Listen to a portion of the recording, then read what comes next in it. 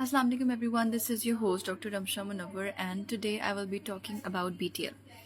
अच्छा, काफ़ी सारे कमेंट्स मैसेजेस आ रहे थे कि BTL क्या चीज़ है और ये हम कब करवा सकते हैं और उसकी रिवर्सल के बारे में बताएं।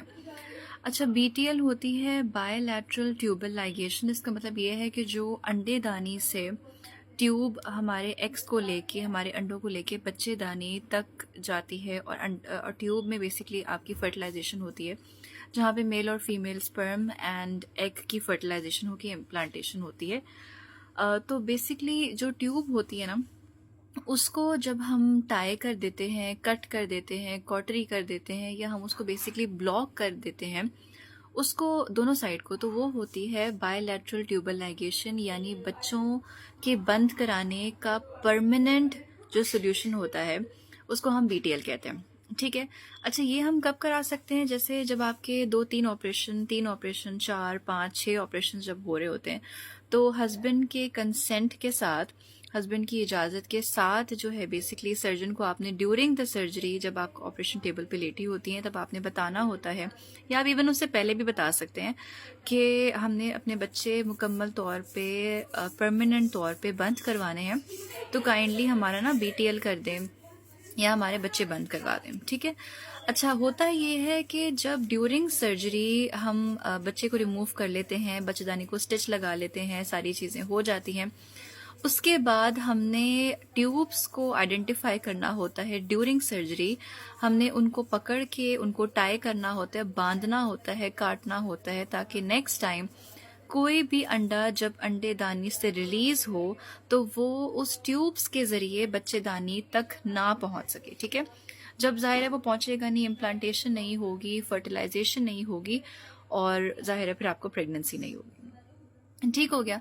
अच्छा, ये हो गया कि हमने कैसे कराना है और इसका क्या मकसद है। बहुत सारे क्वेश्चंस आते हैं कि BTL रिवर्सल क्या है और क्या ये पॉसिबल है, क्या चांसेस हैं कि BTL रिवर्सल के बाद प्रेगनेंसी हो सकती है कहीं।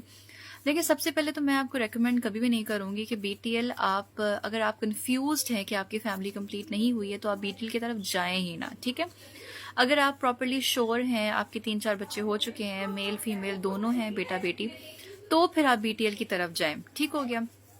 अच्छा, दूसरा ये है कि ऐसी फीमेल्स जो यंग एज में अपनी फैमिली कंप्लीट कर लेती हैं, जैसे 32-33 ईयर्स में, या इवन 30 से कम 28, क्योंकि आजकल जल्दियां शादी तो उस तरह से आपको पता ही हो ही जाती है।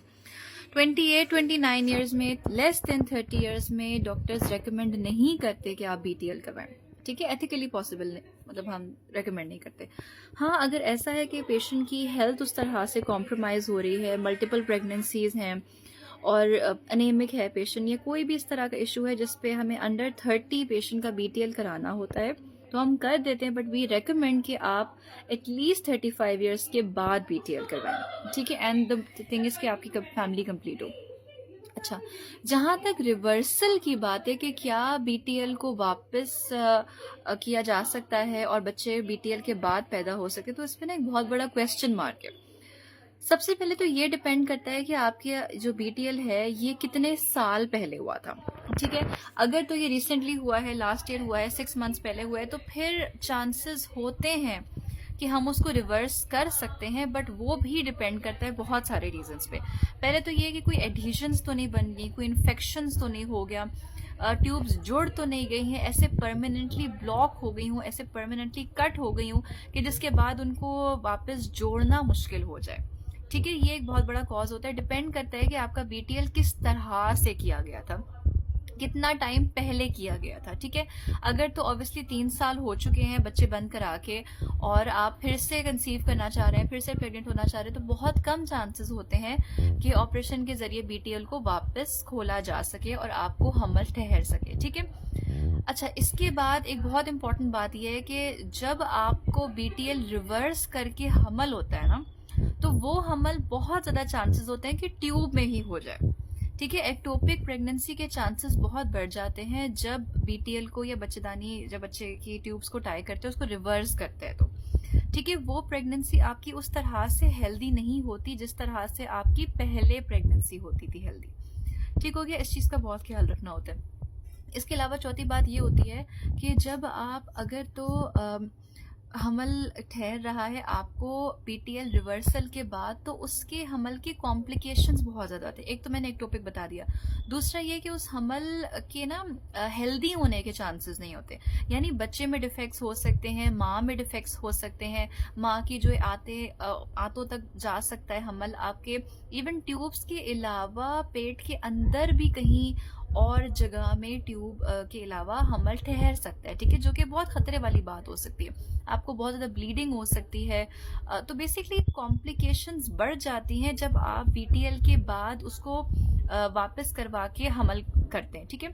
और एक और बड़ी बात यह है कि ज़रूरी भी नहीं है कि जब आपने बीटीएल को रिवर्स कराया या बच्चेदानी आपने परमानेंटली अपने बच्चे बंद करवा दिए थे, उसके बाद अगर आपको ठहरा है हमल, तो ज़रूरी भी नहीं है कि वो एक तो हेल्दी हो, और दूसरा ये भी ज़रूरी नहीं है कि हमल आपको हो, ठीक है। बहुत सारे डॉक्टर्स ऐसे होते हैं कि जो बीटीएल रिवर्स करवा तो देते हैं, आपकी सर्जरी से वापस आपकी ट्यूब्स जोड़ भी देते हैं और कहते हैं कि हाँ देयर इज़ अ चांस कि आप प्रेग्नेंट हो जाए, लेकिन बहुत दफ़ा ऐसे होता है कि पूरी पूरी लाइफ प्रेगनेंसी नहीं होती है, ठीक है।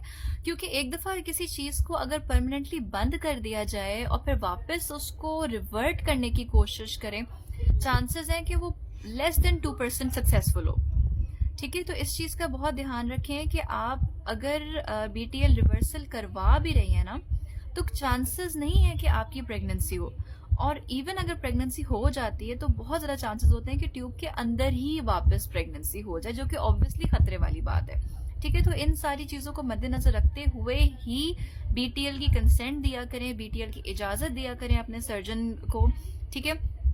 और अगर तो आप ज़रा सा भी डाउट में है तो काइंडली प्लीज़ बीटीएल की तरफ मत जाया करें। एक दफ़ा अपने ऑपरेशन की डेट से 1 माह पहले अपने घर में प्रॉपर डिस्कशन करें, अपने हस्बैंड से डिस्कशन करें, अपने फाइनेंशियल सिचुएशंस को मद्देनज़र रखते हुए, अपने फैमिली बेटा बेटी कितने हैं उसको मद्देनज़र रखते हुए ही फैसला करें बीटीएल का, और फिर ही डॉक्टर से कहें कि हमने अपने बच्चे मुकम्मल तौर पे बंद करवाने हैं।